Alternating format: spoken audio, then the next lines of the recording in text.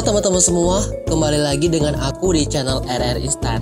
Kali ini aku coba untuk ngasih beberapa rekomendasi anime isekai yang gak ngebosenin, anti mainstream dan gak pasaran tapi masterpiece. Nomor wahid, Mushoku Tensei. Anime ini bercerita tentang om-om yang bereinkarnasi ke dunia penuh sihir dan ilmu pedang. Ya kayak dunia-dunia isekai pada umumnya sih. Om-om itu lahir kembali jadi anak bernama Rudeus, anak dari pendekar pedang yang lumayan sakti dan seorang keturunan bangsawan.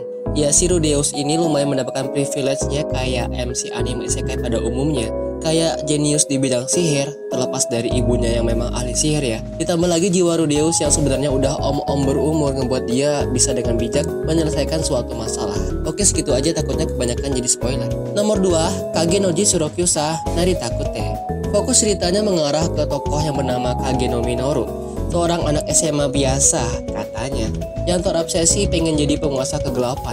Sangat cudubius sekali ya, tapi nggak disangka-sangka cuy, ternyata omongannya itu bukan kaleng-kaleng. Kage no Minoru aslinya memang kuat dan pinter banget, tapi sayang dia harus bertemu dengan Trukun dan ditransfer ke isekai. Sama kayak Mushoku tadi ya, Minoru direinkarnasi dari bayi dan tumbuh sebagai Cheat Kage no. Kekuatan fisik dan ingatan yang dimiliki oleh Cheat di dunia sebelum itu pun tetap utuh. Ditambah lagi dia punya kekuatan kayak slime hitam gitu yang super kuat, dan kemampuan sihir yang mantap juga. Dengan bekal itu, Cheat pun menyembunyikan identitas dia yang sebenarnya sambil membentuk organisasi impiannya yang diberinya nama Shadow Garden. Cheat akhirnya berhasil mewujudkan impiannya. Tapi ceritanya nggak cuman itu, kalian nonton sendiri aja deh. Nomor 3, Tensei Shitarai Slime Date Ken, atau disingkat Tensura.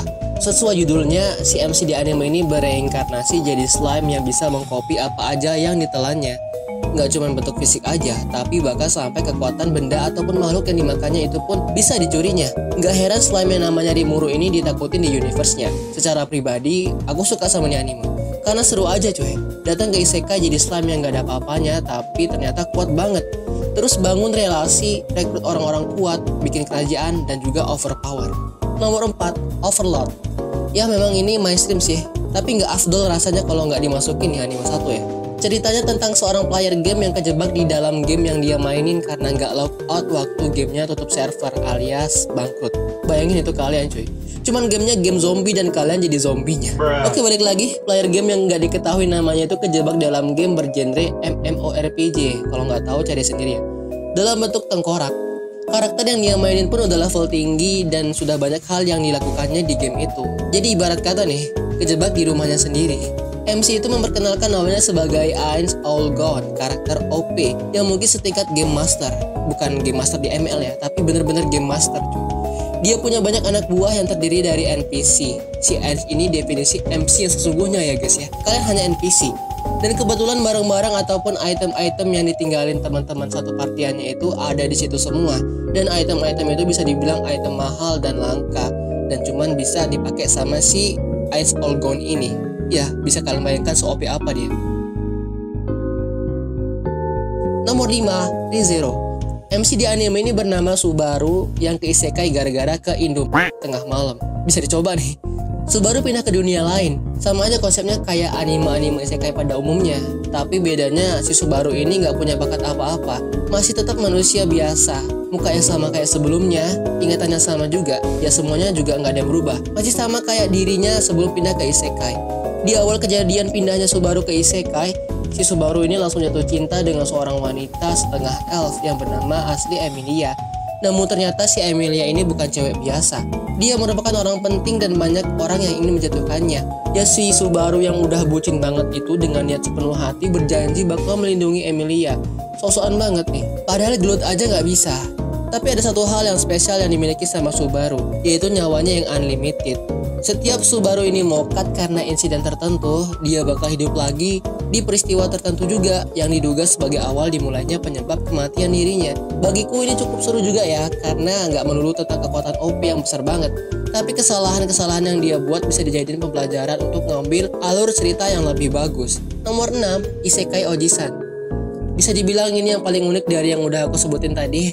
Gimana enggak cuy? Biasanya kan si MC ini digambarin anak muda yang punya muka good looking gitu kan ya, supaya nggak jenuh nontonnya. Tapi anime yang satu ini malah jadiin om-om umur 30-an jadi MC-nya.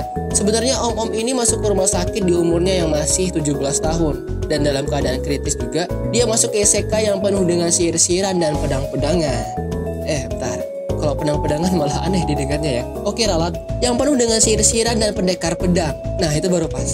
Om-om ini pun OP juga cuy, karena dia bisa ngobrol sama roh yang punya semua elemen yang ada di dunia isekai itu. Jadi dia bisa menggunakan semua elemen itu, karena bisa komunikasi sama roh-roh dari semua elemen. Tapi sayangnya karena mukanya yang jelek, dia sering dikira monster dan dikucilin masyarakat. Aduh, itu mah ternyata nggak cuma ada di dunia nyata juga ya, tapi ada juga di isekai. Itulah hukuman bagi kalian yang ingin ke isekai. Orang jelek tetap diperlakukan sebagai orang jelek cuy. Jadi percuma. Oke. Tapi bukan itu hal yang buat dia beda bro. Si om-om ini siuman setelah 17 tahun koma dengan membawa semua kemampuan dia yang ada di isekai itu ke dunia nyata. Keren gila nggak tuh? Ditambah lagi dengan komedi di anime ini yang lucu abis, bakal bikin kalian betah nontonnya. Tapi minusnya nih anime sering banget hiatus karena corona. Padahal anime yang lain masih lancar jaya update-nya. Ya kita doain aja supaya lancar juga ya. Oke, sekian aja rekomendasi anime isekai dari aku. Semoga bisa jadi stok kalian yang kehabisan anime. Kalau ada yang mau request sesuai dengan genre anime, apa aja yang kalian mau, boleh banget cuy. Tinggal komen aja di bawah. Oke, sampai jumpa di video berikutnya dan bye-bye.